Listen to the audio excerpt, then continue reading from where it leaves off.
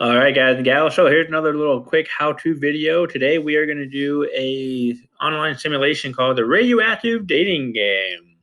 And just like the TV shows when they have the dating games, right? It might be a little old-fashioned for you, kind of an older TV show.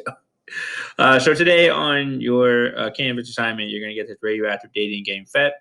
There is a link here that we're going to use, and then we're going to follow these instructions really quick. So it says, click on the tab for dating game. And so here is the radioactive dating game here. So again, when you get into PhET, you're going to have to just hit the play button, and it will automatically start to kind of not downloading the game. It's just opening the game for you. Okay. And right here it says dating game, and that's what we're going to use today. So go back to the instruction. It says we're going to start with measurements with living and dead object on or just under the surface. That's what scientists would do. They're going to start with what's there first. With these objects, we can use a carbon-14 measurement. So if you see here, we got probe type, and we're going to need all three different probe types. And you're going to collect in your data table which probe type you're using. Then you're going to start collecting some data. So it says on the top, we're just going to use carbon-14. And let me find out which one can be the very first one we do. So here's a table. We're going to do animal skull first. So animal skull over here is over here to the left. We're just going to put the probe on there. And you note that like when you get close to it, a little box pops up for the estimated age. And that's kind of what we want to do there. So we have the carbon-14 selected. There is a percentage of carbon-14. So it's 98.2%. That means that this is relatively young. It's not a very old object. Okay, 100% carbon-14 would mean that it's brand new, object. Then of course, if it has 0% carbon, that means it's really, really old. Okay, so the very first thing I want to do is I want to type that into my box here. So I'm going to use the carbon-14 probe, and percent of the original again is 98.2. So I'm going to type that in real quick, 98.2%.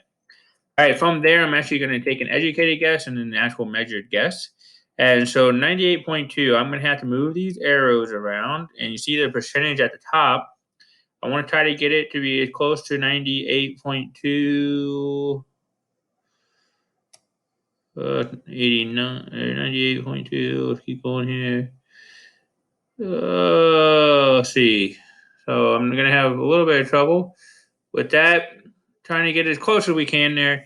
So I want to say, so this is going to be 100. So my estimated time frame, I'm going to say is 168. Okay, so we're going to type that into our box. 168 years, which again, that kind of makes sense, right? It's a living animal, hasn't been dead very long. We're going to check the estimate, and boom, we get a smiley face. It says that it is 168. So we're going to say 168 years. Okay, I'm just going to put a Y on there for years. Okay. Now, so again, that's moving the double-sided arrow to kind of match the percentages. Now, ancient fossils will have no carbon-14, and that's because they're really old. Okay.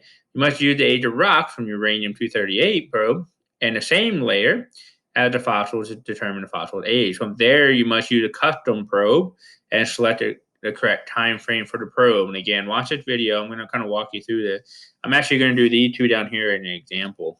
Okay. So when I go to my probe and I want to check out this fish fossil down here, note that on the carbon-14, there's 0. Note that on the uranium, there's going to be 0 as well. So I can't really collect a whole lot of data here. I can go to a custom probe, but a custom probe, it has different options here for what I can collect. And so what I want to do here is I want to use the rock, and I'm going to use the uranium probe. And again, this is like what real scientists do. You can't just magically make a probe that you don't even know what age you use. And so uranium dating, we have 97.9. So let's go back to that worksheet real quick. That's the rock. Uranium, 238. We have 97.9. Was that right? Make sure 97.9. Yep. So again, I want to move this arrow here to 97.9. Again, it's going to be kind of a young one. But uranium has a much, much longer half-life than carbon-14. That's pretty darn close. I can't really get any closer than that.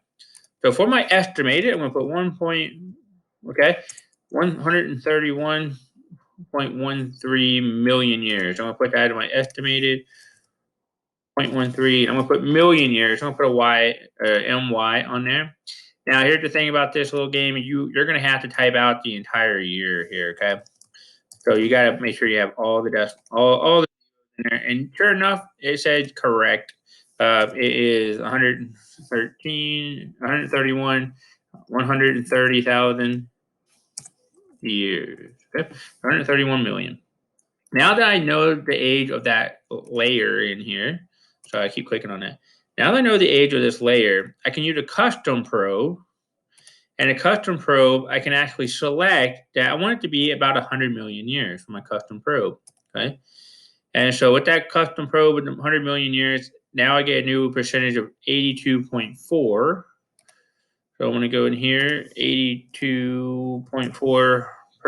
I'm going to make sure I keep writing my percentages on here. And I'm going to call this a custom probe here. Now my guess for the custom probe, I'm going to move it over again to 82.4. We're pretty close right there. So I'm going to guess 2732 million years. And then I'm going to test that by typing it in, and we'll guess our estimate. So again, we have to type in all the digits. 2732,000 in years, and we're correct. And we will put that on there. 32. Okay, for that. Okay, and again, these are just regular years on both of these on that. Okay, all right. Now I want you guys to do the rest.